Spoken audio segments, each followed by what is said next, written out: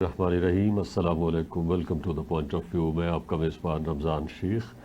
آج کے اس پروگرام میں ہم جن موضوعات کے اوپر بات کریں گے ان میں پہلا دہشت گردی ہے۔ آپ سب جانتے ہیں کہ کچھ عرصے سے پاکستان کے اندر دہشت گردی کی ایک نئی ویو سامنے آ رہی ہے، اور پی ٹی آئی نے اس کو اس طرح سے لیا ہے کہ جہاں جہاں دہشت گردی کا واقعہ ہوتا ہے اس کی جو ذمہ دار ہے وہ انٹیلیجنس ایجنسی ہے، یہ ایجنسیز ہیں، اور پھر یہ بھی کہا کہ انٹیلیجنس ایجنسیز کے ذمہ داروں کو سزا ملنی چاہیے، ان کا کورٹ مارشل ہونا چاہیے۔ خواجہ آصف نے اس کے جواب میں یہ کہا ہے کہ اس کی سب سے جو پہلی ذمہ داری ہے وہ خیبر پختونخوا کی حکومت کے اوپر عائد ہوتی ہے، کیونکہ وہ اس کا اپنا پروونس ہے اور اس کے پاس تمام وسائل موجود ہیں، وہ بھی تو اس کی ذمہ داری لے، اور اس کی جو پہلی انکوائری ہونی چاہیے اس کا آغاز ہی خیبر پختونخوا سے ہونا چاہیے۔ اور دوسرا جو موضوع ہے جس کے اوپر ہم بات کریں گے وہ یہ کہ آج گرینڈ الائنس یعنی اپوزیشن کے گرینڈ الائنس کا اجلاس ہونے جا رہا ہے اسلام آباد کے اندر۔ کیا گرینڈ الائنس ہو پائے گا اور اس کا ایجنڈا کیا ہوگا، اور آنے والے دنوں میں یہ جو گرینڈ الائنس ہے کس طرح کی شکل اختیار کرے گا، اس کے اوپر بات ہوگی۔ میرے ساتھ اسٹوڈیو میں تشریف رکھتے ہیں رضوان اشرف صاحب، اور اس کے علاوہ اسکائپ پر ہمیں جوائن کیا ہے خالد منصور آفریدی صاحب نے، اور اس کے علاوہ ٹیلی فون پر ہمیں ساتھ میسر ہے جواد فیضی صاحب کا سینئر اینالسٹ ہے۔ آپ تینوں کا بے حد شکریہ، آپ نے ہمیں جوائن کیا ہے۔ فیضی صاحب، آپ سے گفتگو کا آغاز کرتے ہیں۔ جب کہیں دہشت گردی کی کارروائی ہوتی ہے تو وہ افسوسناک واقعہ کہلایا جاتا ہے، کہا جاتا ہے، اس کو مانا جاتا ہے، تو بجائے اس کے کہ ہم سب لوگ اسے کنڈیم کریں، پی ٹی آئی کی طرف سے براہ راست جو ہماری اسٹیبلشمنٹ ہے یا پھر ہماری جو سیکیورٹی ایجنسیز ہیں ان کی طرف انگلی کھڑی کر دی ہے کہ یہی لوگ ہیں جو ذمہ دار ہیں۔ آپ کیا کہیں گے اس حوالے سے؟ اس پہ آپ نے بالکل صحیح فرمایا کہ سب کو کنڈیم کرنا چاہیے، اور سب سے پہلے تو یہ احساس ہونا چاہیے، اس کا اظہار ہونا چاہیے کہ یہ ملک سب کا ہے۔ یہاں پہ کوئی بھی ایسا افسوسناک واقعہ ہوتا ہے تو سب کو برابر اس پہ افسوس کرنا چاہیے، اور اس پہ بارے میں مل بیٹھ کے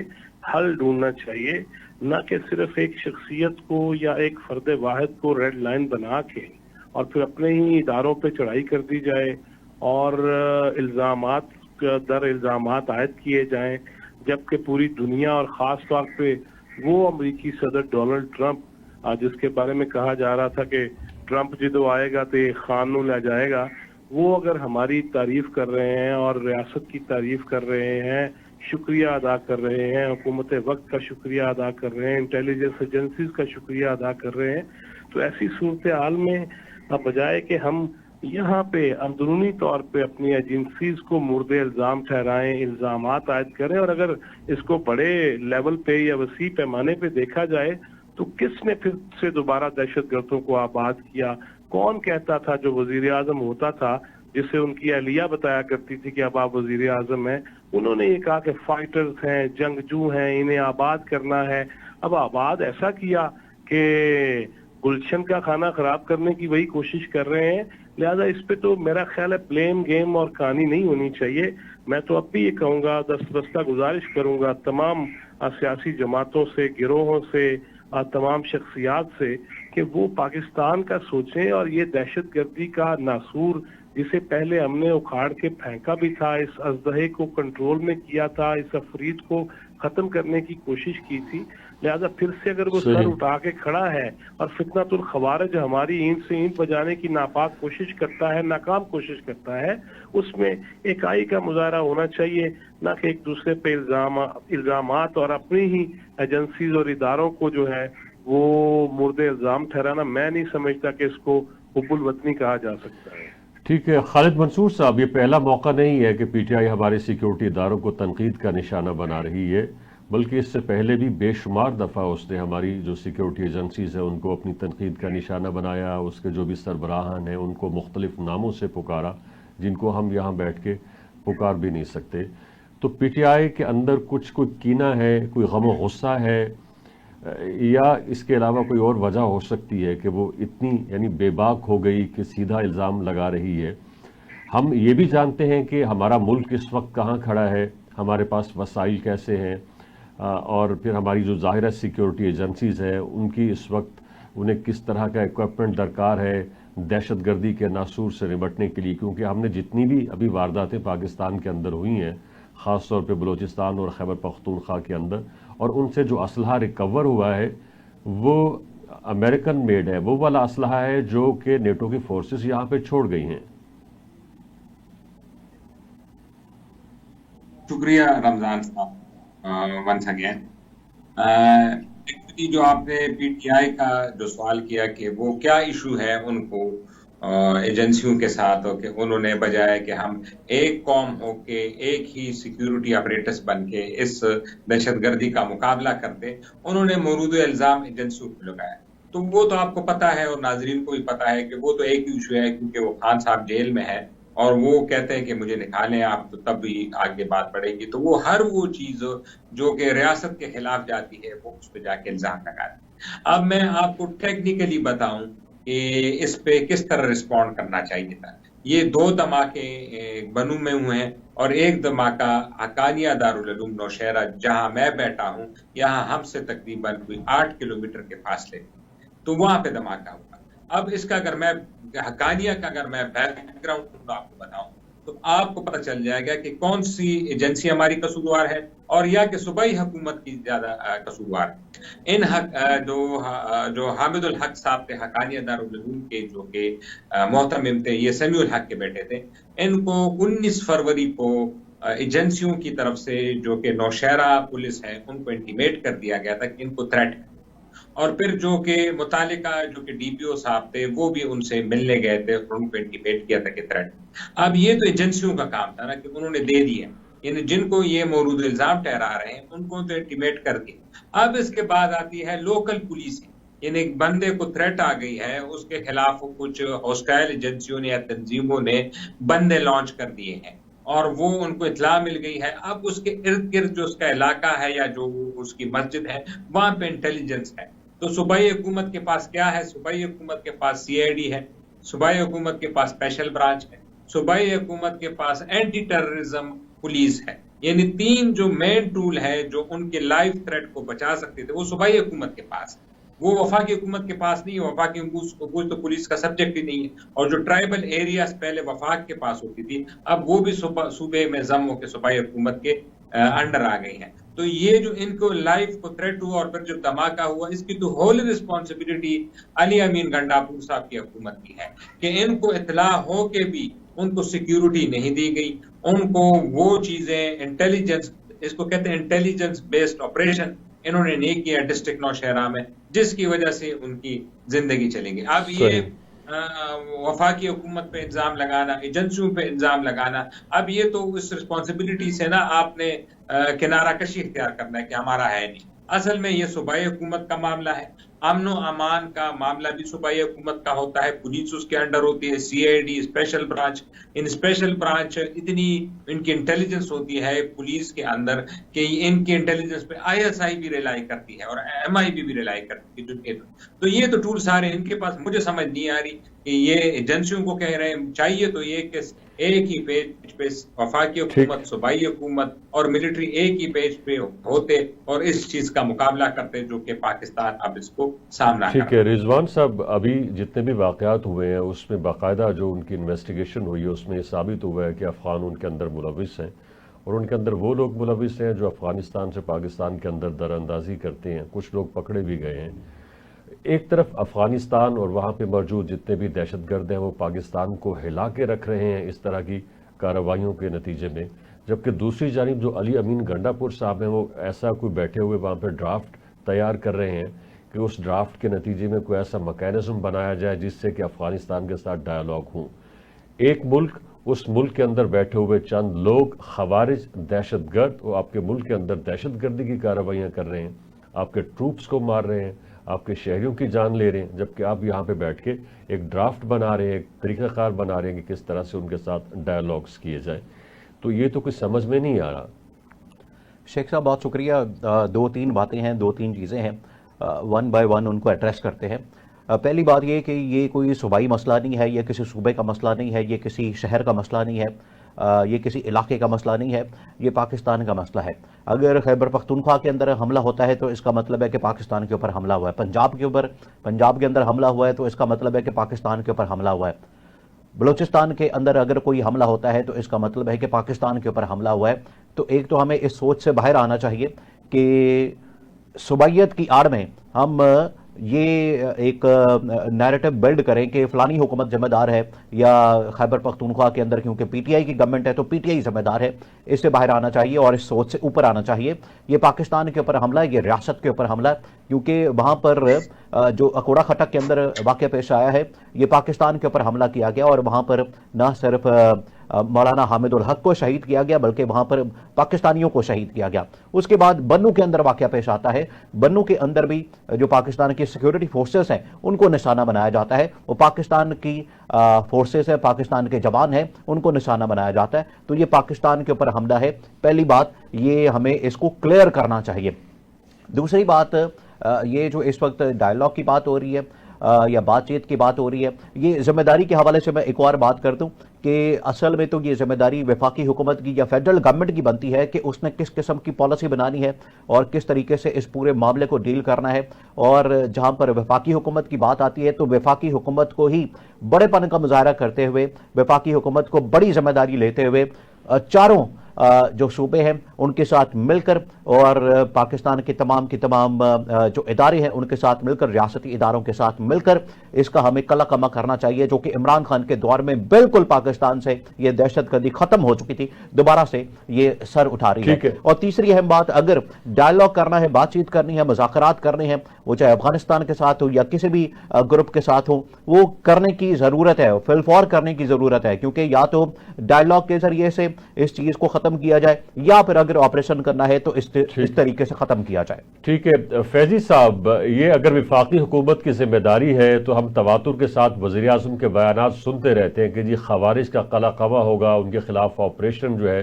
وہ بالکل آخری حد تک جائے گا اور ہم سیکیورٹی ایجنسیز کے پیچھے کھڑے ہیں،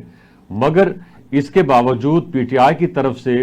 اس آپریشن کو سپورٹ نہیں کیا جاتا اور یہ کہا جاتا ہے کہ ڈائیلاگز کیے جائیں، اور اب صورتحال یہ ہو گئی ہے کہ لوگ تنگ ہیں یہ اس طرح کی بیان بازی سے۔ اور اب بھی دیکھیں پی ٹی آئی نے اس کے اندر اپنا ایک سیاسی بیانیہ شامل کر دیا ہے جس کے اندر سے ہوا نکالنے کی کوشش کی ہے خواجہ آصف صاحب نے کہ اگر آپ ایسا ہی چاہتی ہیں، یعنی پی ٹی آئی سے کہا ہے تو پہلے پھر بانی پی ٹی آئی اور باجوہ صاحب اور فیض صاحب کے حوالے سے بھی سوچ لیا جائے کہ جن لوگوں نے دہشت گردوں کو وہاں سے لا کے یہاں بسایا۔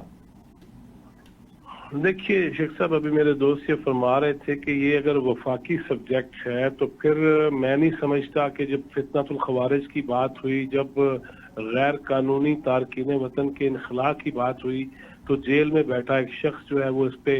چیخو پکار کر رہا تھا، تل ملا اٹھا تھا کہ ایسا نہیں ہونا چاہیے افغانستان کے ساتھ اور افغانیوں کے ساتھ، اور خاص طور پہ ان دہشت گردوں کے خلاف جب آپریشن کی بات ہوئی تو اس پہ میرا نہیں خیال کہ انہیں یہ بیان دینا چاہیے تھا، اور پھر اس کے بعد ان کی پارٹی کو بھی اسی نہج پہ نہیں چلنا چاہیے تھا۔ اگر اس کو یوں ہی لے لیا جائے کہ اگر یہ وفاقی سبجیکٹ ہے تو پھر صوبے کی انتظامیہ کو تو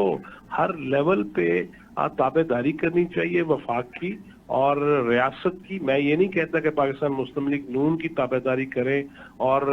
بلکہ پاکستان سے وفاداری نبھائیں، جس کے حلف اٹھائے ہوئے ہیں، جو M P A M N A ہے اس نے حلف لیا ہوا ہے، جو وزیر اعلیٰ بنتا ہے یا وزیر بنتے ہیں وہ ایک اور حلف لیتے ہیں اس ملک سے وفاداری کا، لہذا اس کو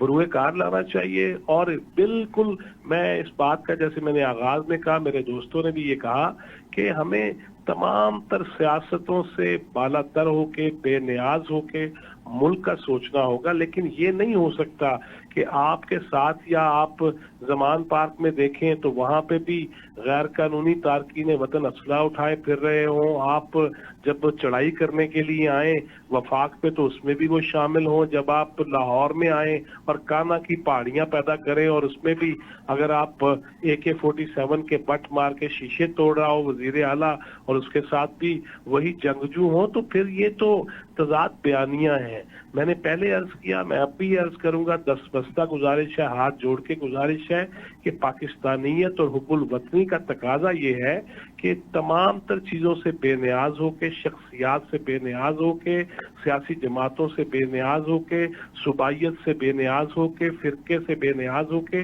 पाकिस्तान का सोचा जाएगा तो तभी मामला आगे बढ़ सकेगा। देखिए, ये बिल्कुल सही कहा गया कि केपीके पे हमला हो तो वो भी पाकिस्तान पे हमला है, लेकिन मैं हैरान तब होता हूँ कि जब केपीके हुकूमत वही वफाक से हट के, रियासत से हट के बयानियां बनाएगी, वो नौजवानों को उकसाएगी, वो अवाम को वफाक के ऊपर चढ़ाई की तरगीब देगी, अपनी क़यादत में लाया जाएगा, तो वो जज्बा हुब्बुल वतनी कहाँ रह जाएगा, वो किस नहज पे जाएगा। लिहाजा इस पे जरूर ये गौर करना चाहिए तमाम सियासी जमातों को। और ये जो सोशल मीडियम के जरिए, डीप फेक न्यूज के जरिए भी हम बहुत सारी ऐसी चीजें पैदा कर देते हैं, अजहान जो है वो परागंदा कर देते हैं और जहन को बदल देते हैं, और मुल्क से मोहब्बत का जो जज्बा है वो कहीं दूर परे चला जाता है। इस पे हमें सोचना चाहिए। अब एक बंदा जेल के बाहर आके बयान देता है और उसके बाद बैरूनी दुनिया से किस किस्म की ट्वीट शुरू हो जाती है, किस किस्म का जहरीला प्रोपेगेंडा शुरू हो जाता है।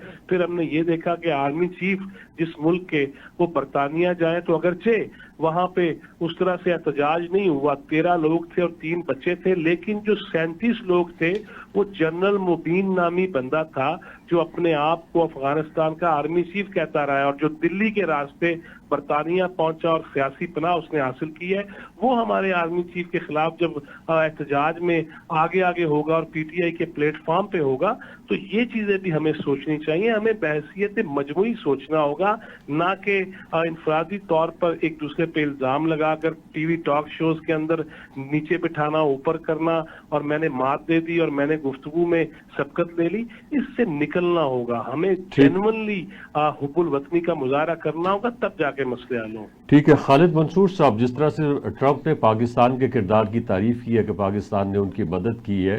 दाइश के एक बंदे को पकड़ने के हवाले से, और एक और पहलू ये भी है कि इस वक्त पाकिस्तान के अंदर जो असलहा दहशतगर्द इस्तेमाल कर रहे हैं वो बहुत हाई टेक है, वो वाला असला है जो नेटो छोड़ के गई है। तो अब इस वक्त जो माहौल बना हुआ है, जिस तरह से कि ट्रंप ने पाकिस्तान की हुकूमत, पाकिस्तान की इंटेलिजेंस एजेंसीज के किरदार को सराहा है, तो इस मौके से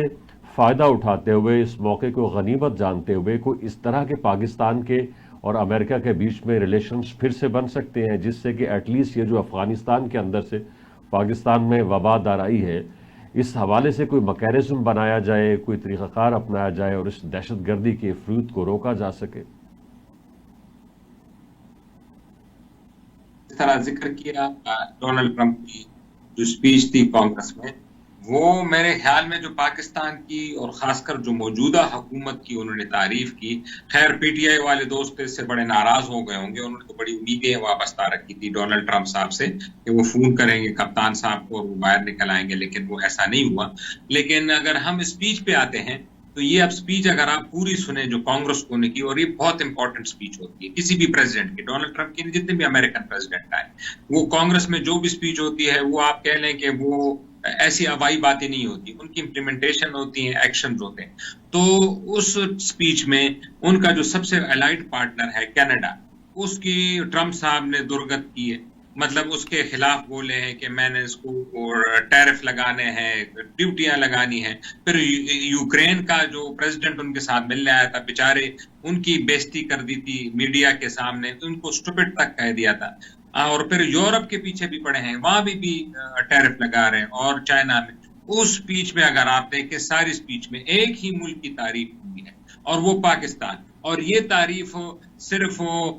पीटीआई के दोस्तों को बुरा नहीं लगा, इस तारीफ को हिंदुस्तान पे भी बहुत बुरा लगा। मैं उनका मीडिया देख रहा था, वो तो इससे आपे से बाहर हो गए कि ये क्या हो गया, पाकिस्तान की तारीफ कैसी कर दी डोनाल्ड ट्रंप ने, और सिर्फ एक ही मुल्क की तारीफ हुई है सारी स्पीच की, और वो पाकिस्तान की हुई है। और पाकिस्तान की इस मौजूदा हुकूमत और जो मौजूदा निज़ाम है इसकी हुई है। इससे ये अब पता चलता है कि ये, और जो सीआईए चीफ है, जो उनका जो मौजूदा सीआईए चीफ है, उनका अब जो परसों बयान आया है, वो कह रहे थे जैसे ही मैंने सीट संभाली सीआईए का चीफ बना महीना पहले, मैंने पहले ही आईएसआई चीफ के साथ ताल्लुकात बनाए और उनसे बात की और हमने मिल के ये मिशन जो है ये अचीव किया। यानी ये जॉइंट ऑपरेशन था, यानी CIA ने इंटेलिजेंस टी और ऑपरेशन सारा कंडक्ट हमारी एजेंसियों ने किया। तो इससे पता लगता है कि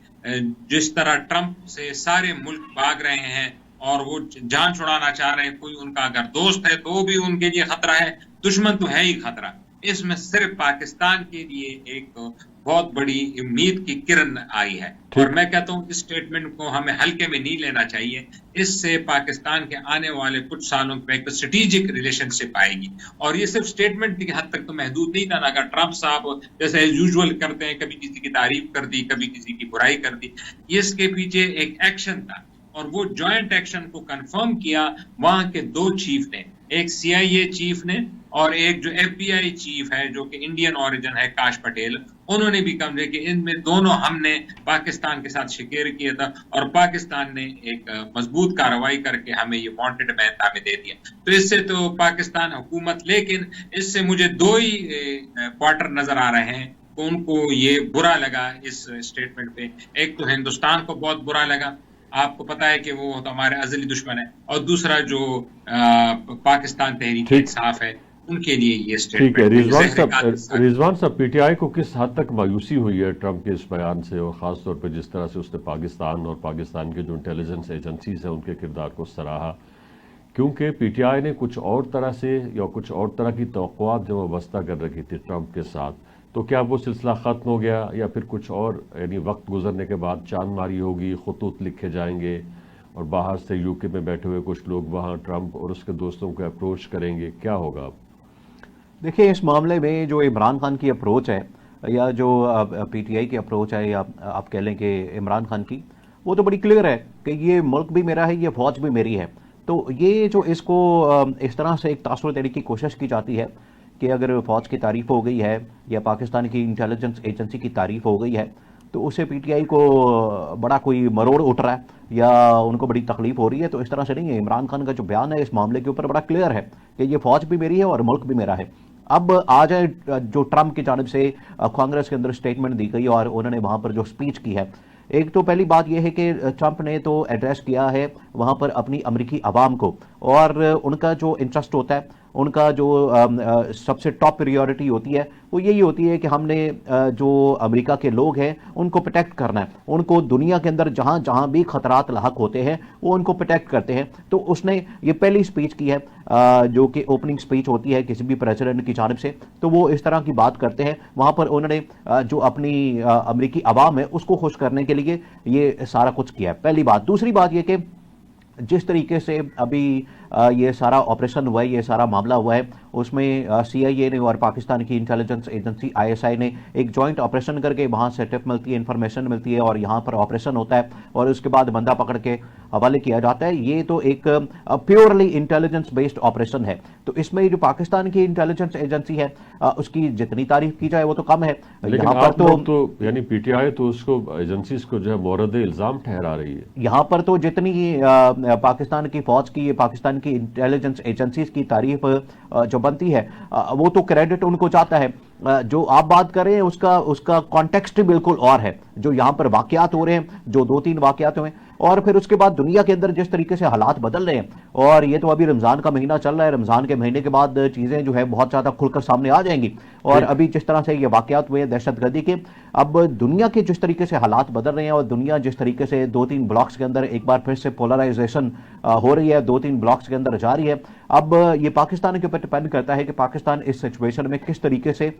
इसमें जाता है और अपने इंटरेस्ट को प्रोटेक्ट करता है, अपने मफादात को प्रोटेक्ट करता है। जवाद फैजी साहब, आपसे मेरा ये सवाल है कि आज ग्रैंड अलायंस का पहला इजलास होने जा रहा है। अभी तो इस इजलास के या इस ग्रैंड अलायंस के भी खद्दोखाल तय होना बाकी हैं कि ये कैसा होगा, कौन कौन इसके अंदर शामिल होगा और फिर इसको लीड कौन करेगा और फिर इसका एजेंडा क्या होगा। आपको याद होगा जब 26वीं आईनी तरमीम आयाश आती थी तो उस वक्त JUI और PTI एक दूसरे के करीब आ गए थे, मगर उस वक्त 26वीं तरमीम जो थी वो सामने थी, वो गुफ्तगू का हिस्सा थी, उस हवाले से दोनों पार्टीज करीब आई। मगर इस वक्त क्या मुद्दा हो सकता है, PTI किस तरह से बाकी जो पॉलिटिकल पार्टीज हैं उनको कन्विंस कर सकती है कि इन मामलात के ऊपर हमें इकट्ठा होना चाहिए اور پھر ظاہر ہے کہ مولانا صاحب جو ہے وہ زیر ایک سیاستدان ہے، انہیں کنونس کرنا مشکل ہوگا، اور پھر یہ بھی ایک بہت بڑا مسئلہ ہوگا کہ جی آخر اس اتحاد کو لیڈ کون کرے گا؟ دیکھیے، یہ میں نے پہلے بھی عرض کیا تھا، میں آج پھر دوہرا دیتا ہوں. میں نے خود مولانا فضل الرحمان صاحب سے یہ بات بھی کی، میری ملاقات ہوئی تو میں نے کہا کہ مولانا آپ جو سری نگر ہائی وے پہ، کشمیر ہائی وے پہ خطابات کرتے تھے، یا جو آپ کی تقاریر ہوتی تھیں جس میں آپ بانی P T I Imran Ahmed Khan Niazi کو اسرائیلی ایجنٹ اور یہودی ایجنٹ قرار دیا کرتے تھے، تو وہ آپ ڈیلیٹ کروائیں گے وہ تقریریں یا اس کو واپس لیں گے؟ تو انہوں نے ہنستے ہوئے ہاتھ پہ میرے ہاتھ مارا کہ چھوڑیں یار، یہ ایسی باتیں تھوڑی ہوتی ہیں، اور آگے ابھی دیکھیے گا کیا ہوتا ہے. لہذا میں یہ سمجھتا ہوں کہ دیکھیے شیخ صاحب، صرف قیادت ہی کی بات نہیں ہے. اگر کسی جلسے میں، کسی کانفرنس میں اکٹھے ہوتے ہیں تو وہ سٹیج کون سنبھالے گا، اس کی سیکیورٹی کون سنبھالے گا، وہ پی ٹی آئی کی معزز خواتین یا نوجوان سنبھالیں گے، یا جے یو آئی کے انصار سنبھالیں گے، ان کے رضاکار سنبھالیں گے، ڈنڈا بردار؟ یہ بھی ایک سوال ہے. پھر اگر کسی جلسے میں جنریٹر کا ڈیزل ختم ہو جائے تو اس پہ پی ٹی آئی والے کیا کہیں گے؟ کیکے لگائیں گے یا خاموشی اختیار کریں گے؟ پھر اس میں محمود اچکزئی صاحب جب آئیں گے تو کیا وہ دوپٹے لے کے جو عمران خان صاحب ان کی نقل اتارتے تھے وہ ویڈیوز ڈیلیٹ کی جائیں گی؟ کیا عمران خان صاحب جس طرح مولانا فضل الرحمان اور دیگر علماء کو مخاطب کرتے تھے وہ تقاریر ڈیلیٹ کی جائیں گی؟ یہ سارا کچھ چھوٹی سی بات نہیں ہے. ہاں، جہاں تک آپ نے کہا کہ کس ایجنڈے پہ، یہ دیکھیں اس ملک میں ہمیشہ اپوزیشن کی جماعتوں کو ایک ایسی جگہ چاہیے ہوتی ہے جہاں جمہوریت کھیلا جائے، اس کا ذکر کیا جائے، نام بلند کیا جائے. لہذا پی ٹی آئی کا تو دیکھیے ایجنڈا یہ ایک ہے. پہلے یہ کہا جاتا تھا جب کہتے تھے کہ جی خان صاحب تھک گئے ہیں، جیل سے نکلنا چاہتے ہیں، تو کہا جاتا تھا کہ وہ چاہے تو ایک دن میں جیل سے نکل سکتے ہیں، لیکن وہ قوم کے لیے، اس وطن کے لیے جیل میں بیٹھے ہیں. اب حالیہ جو میٹنگز ہوئی ہیں ان کی جو رودات سامنے آئی ہے اس میں تو یہ ہے کہ وہ ناراض اس لیے ہیں، وہ پنکی پیرنی صاحبہ بھی ناراض ہیں کہ قیادت کر کیا رہی ہے. 1 پوائنٹ ایجنڈا ہونا چاہیے، لوگ صرف بانی پی ٹی آئی کی رہائی چاہتے ہیں اور اس پہ کیا ہو رہا ہے. لہذا یہ چیزیں ساری بڑی گتھم گتھا ہوئی ہیں، مبہم ہیں، اور ان کی کوئی سمجھ نہیں آ رہی. اور اسی طرح ہی یہ جو الائنس ہے، آپ دیکھیں شاہد خاقان عباسی صاحب کتنے بندے لا سکتے ہیں، دانشوری کر سکتے ہیں، تھنک ٹینک اچھا ہو سکتا ہے، اس میں گفتگو اچھی ہو سکتی ہے، چائے مشروب اچھی ہو سکتے ہیں، افطار پارٹی خوبصورت ہو سکتی ہے. لیکن میں نہیں سمجھتا کہ عوامی تحریک بن پائے کہ کس طرح مولانا فضل الرحمان سڑکوں پہ آگے کہیں گے کہ ہم جیل چلے جائیں گے، توڑ دیں گے دیواریں اگر عمران خان کو نہ نکالا گیا. میں تو یہ سمجھتا ہوں کہ مولانا کے پی کے اندر اپنا جو ووٹ بینک ہے وہ پھر سے حاصل کرنا چاہتے ہیں، جس کے بارے میں وہ کہا کرتے تھے کہ پی ٹی آئی نے قبضہ کیا ہے. اور علی امین گنڈا پور صاحب ہیں تو ان کے پیچھے جہاں پیرنی صاحبہ کے موکل ہے وہاں مولانا کے موکل بھی ان کے پیچھے ہیں، اور جو فیصل کریم کنڈی صاحب ہے ان کا بھی تعلق ڈیرہ اسماعیل خان سے ہے. تو یہ کے پی کے کی سیاست اور پی ٹی آئی کی اپنی سیاست وہ بڑی مبہم سی ہے، کلیئرٹی کوئی نہیں ہے. کبھی ایجنڈا کچھ آ جاتا ہے، کبھی جیل کے باہر خطاب کچھ ہو رہے ہوتے ہیں، کبھی وہ ڈٹ کے کھڑا ہے، کبھی وہ کہہ رہا ہے مجھے نکالو باہر. لہٰذا یہ ساری وہ چیزیں ہیں جو میرا خیال ہے قوم کے ساتھ ایک مذاق ہو رہا ہے، وقت ضائع ہو رہا ہے. اس سے بہتر تھا کہ پہلے سیگمنٹ پہ ہی توجہ رکھتے اور ساری قیادت مل بیٹھ کے پاکستان کی معیشت کا سوچے اور دہشت گردی کے ناسور کے خاتمے کا سوچے. صحیح. خالد منظور صاحب، جواد فیضی صاحب کہہ رہے ہیں کہ بہت ساری چیزیں ڈیلیٹ کرنی پڑے گی، بہت ساری ویڈیوز، بہت ساری آڈیوز جو مختلف جگہوں کے اوپر دونوں طرف سے کہی گئیں اور کی گئیں انہیں حذف کرنا پڑے گا. بد زبانی جو ہے وہ بہت عروج پہ رہی ہے ایک دوسرے کے خلاف، اور زیادہ صحرا جو ہے وہ بانی پی ٹی آئی کو جاتا ہے. تو بد زبانی جو ہے وہ کس حد تک رکاوٹ ہوگی کہ دونوں جو فریق ہیں وہ تھوڑا ٹھٹک جائیں، تھوڑا سوچیں کہ ہمیں کس طرح سے اور کس قسم کے ناموں سے پکارا جاتا رہا ہے، اور آج ہمیں ایک دوسرے کے ساتھ ہاتھ ملانا ہے. جی صحیح کہا آپ نے. بد زبانی کا تو ایک فیکٹر ہے اس میں، اور وہ بھی بڑا فیکٹر ہے جس طرح کی زبان درازی ایک دفعہ ایک دوسرے کے خلاف ہے. حالانکہ سیاستدانوں کو میچور ہونا چاہیے، اتنی زبان درازی کرے کہ کل دوبارہ ایک دوسرے کے ہاتھ ملانے کے قابل. لیکن خیر چلو یہ مل لیے. اگر بیسیکلی بات کی جائے کہ اپوزیشن میں کون ہے تو ایک تو پی ٹی آئی ہے اور دوسرا ہے جمعیت علماء اسلام. اب وہ جو باقی چھوٹی چھوٹی پارٹیاں جن کی ایک سیٹ بھی نہیں ہے قومی اسمبلی میں، نہ صوبائی ناچک صاحب کی نہ کوئی اسمبلی میں سیٹ ہے نہ صوبائی اسمبلی میں، اس طرح باقی تو ان کو اتنا مان نہیں رکھتے ہیں. جمعیت ہے، جمعیت علماء اسلام، عبد الرحمان صاحب اور پی ٹی آئی. اب دیکھیں نا دونوں کا دیکھیں کتنا ایجنڈا فرق ہے، تو اتحاد کیسے ہوگا؟ پی ٹی آئی کا ایجنڈا ہے کہ ہم نے عمران خان کو جیل سے نکالنا، یہ ان کا ایک واحد ایجنڈا ہے جو کہ سنگل پوائنٹ ایجنڈا. اور مولانا صاحب کا ایجنڈا ہے کہ دھاندلی ہوئی. کتنی عجیب بات ہے کہ مولانا صاحب کہہ رہے ہیں کہ دھاندلی ہوئی. اب دھاندلی کہاں ہوئی ہے؟ ظاہر ہے مولانا صاحب تو پنجاب میں اصل میں اپنے بندے نہیں کھڑے کرتے، نہ ان کی سیٹیں ہیں. دھاندلی تو کے پی کے میں ہوئی ہے، تو پھر دھاندلی کس نے کرائی ہے؟ تو پھر دھاندلی جو ہے پی ٹی آئی نے کرائی ہے. تو اگر پی ٹی آئی نے دھاندلی کرائی ہے، مولانا صاحب کی ساری سیٹیں جو کہ کوہاٹ، بنو، ڈی خان، ٹانگ، لکی مروت، یہ سارا ایریا جب وہ ون کرتے تھے تو وہ سیٹیں تو پی ٹی آئی لے گئی، اور ٹرائبل ایریا. تو پھر بات کس طرح ہوگی کہ آپ آڈٹ کرائیں گے پی ٹی آئی والے صرف کے پی کے؟ مجھے اس بات کی سمجھ نہیں آ رہی کہ کیا وہ آڈٹ کرائیں گے کہ ہم نے الیکشن صحیح جیتا ہے کہ نہیں جیتا ہے تاکہ اس پہ بات ہو سکے. کیونکہ مولانا کا جو دھاندلی کا الزام ہے وہ تو کے پی کے حد تک ہے، وفاق میں تو الزام پی ٹی آئی کی طرف سے ہے نون پہ. اور دوسری طرف یہ ہے کہ عمران خان کی ریلیز ہونے میں مولانا صاحب کو کیا فائدہ ہوگا. اور مولانا صاحب بڑے زیرک سیاستدان ہیں، میں ان کو سمجھتا ہوں. وہ دیکھیں نا جو 26 آئینی ترمیم تھی اس میں بھی وہ جو ان کو بتاتے رہے تھے وہ کر کے جو حکومت کا ایجنڈا تھا وہی آخر میں فائنل ہوا نا. لیکن وہی آئینی عدالتیں بن گئی، وہی جو ملٹری کورٹس ہیں ان پہ جو چیف جسٹس صاحب ہیں ان سے آئینی جو اختیارات لے لیے، ان کو کرمنل جو اختیارات ہیں وہ دے دیے گئے. تو وہ تو 26ویں آئینی ترمیم میں بھی پی ٹی آئی نے کچھ حاصل نہیں کیا ان کے ساتھ اتحاد کر کے. اور مجھے تو لگا کہ مولانا زیادہ تر حکومت کے ساتھ تھے بجائے پی ٹی آئی کے، کیونکہ وہ تو جو اور وہ آپ اندازہ اس بات سے لگائیں کہ ابھی ان کا جو ایجنڈا چل رہا ہے، جب جیل سے ملاقات ہوتی ہے عمران خان صاحب تو یہی کہتے ہیں کہ جی، اور جو چیف صاحب کو بھی انہوں نے خط لکھے تو 26 آئین ترمیم کا حوالہ دیتے ہیں کہ اس کو ریورس کریں. تو اس کا مطلب ہے اس کو مولانا نے تو ساتھ دیا تھا ان کے، تو اس کا مطلب ہے کہ مولانا تو حکومت کے پیج پہ، وہ تو پی ٹی آئی کے ساتھ ہے ہی نہیں. تو مجھے نہیں لگ رہا کہ کوئی ایسی گرینڈ الائنس ہونے پر. یہ سسٹم جو ہے، یہ نظام جو ہے، اس نے اپنے آپ کو ایک اسرٹ کیا ہے. اس نظام نے عدالتی طور پہ بھی اپنے آپ کو اسرٹ کیا ہے، سیاسی طور پہ بھی اپنے آپ کو اسرٹ کیا ہے. اور یہ نظام مجھے 2029 سے پہلے ہوئے اس میں کوئی چینجز یا بدلاؤ نظر نہیں آ رہا. ٹھیک ہے رضوان صاحب، جو حکومت کی سوچ ہے اس ممکنہ احتجاج کے حوالے سے وہ تھوڑی ریفلیکٹ ہوتی ہے خواجہ آصف صاحب کے بیان سے، جس میں انہوں نے کہا کہ جی اس وقت پی ٹی آئی جو کچھ سوچ رہی ہے، جس قسم کا اتحاد بنانے کی کوشش کر رہی ہے، اس کا انجام وہی ہوگا جو اس سے یعنی پہلے پی ٹی آئی کے مختلف احتجاجوں کا ہوگا. اور پھر یہ بھی کہا کہ جی اب مفاہمت کی تو سیاست بالکل نہیں ہوگی، مزاحمت کی سیاست ہوگی.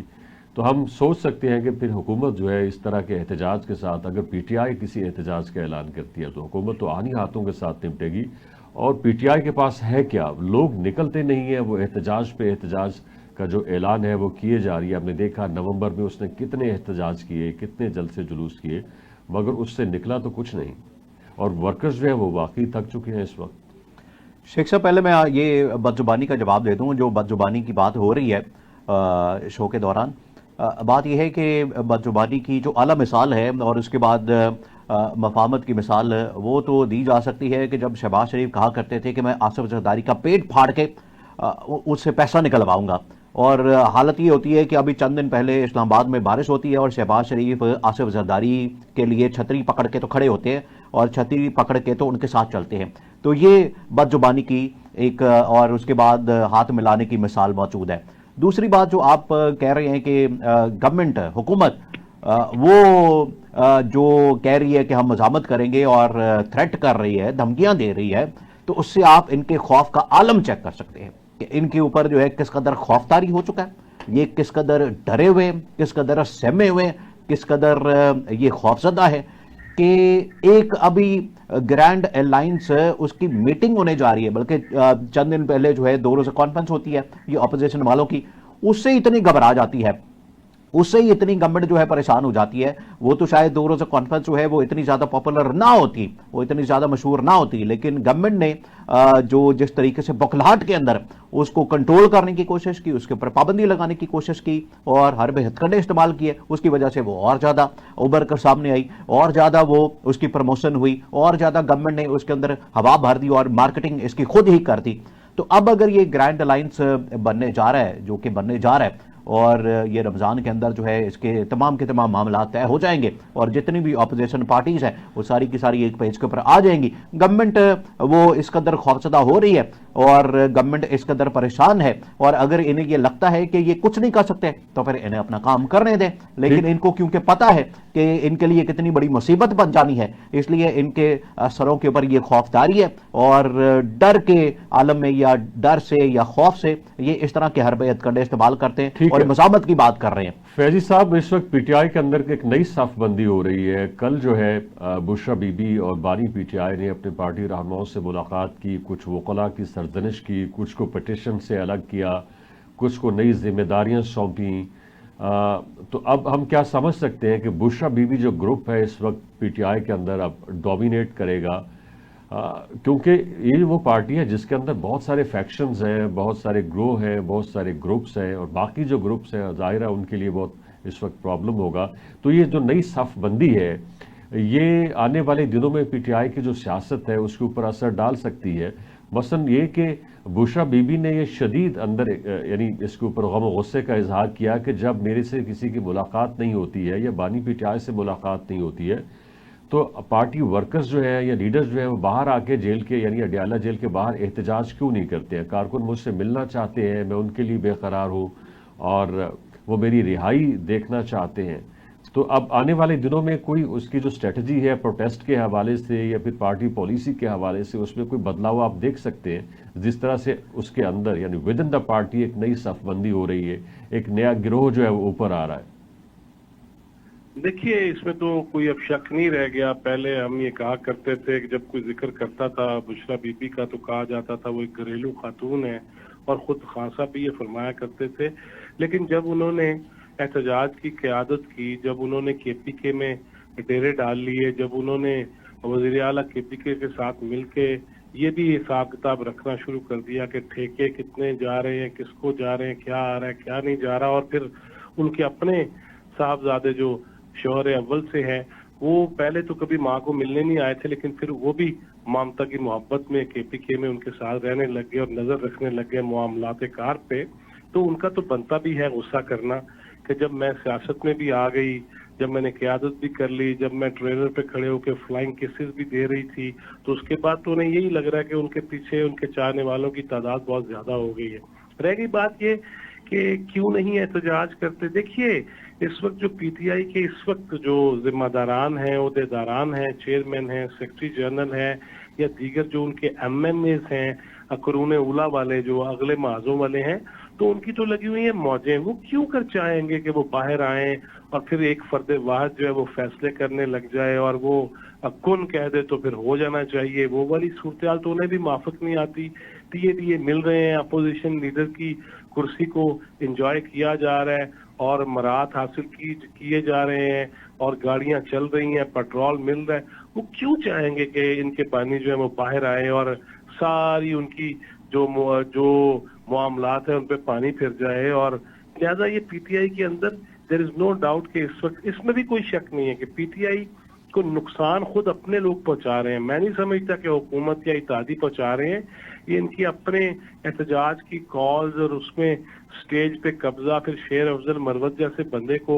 स्टेज पे ना आने देना, वज़ीर आला का उसको साथ लेके आ जाना, फिर उनको पार्टी से निकाल देना, फिर उनकी जानिब से इसी जमात के मुख्तलिफ रहनुमाओं के बारे में ख्यालात का इजहार करना, इंकशाफात करना। तो मैं ये समझ रहा हूँ कि ये खुद ही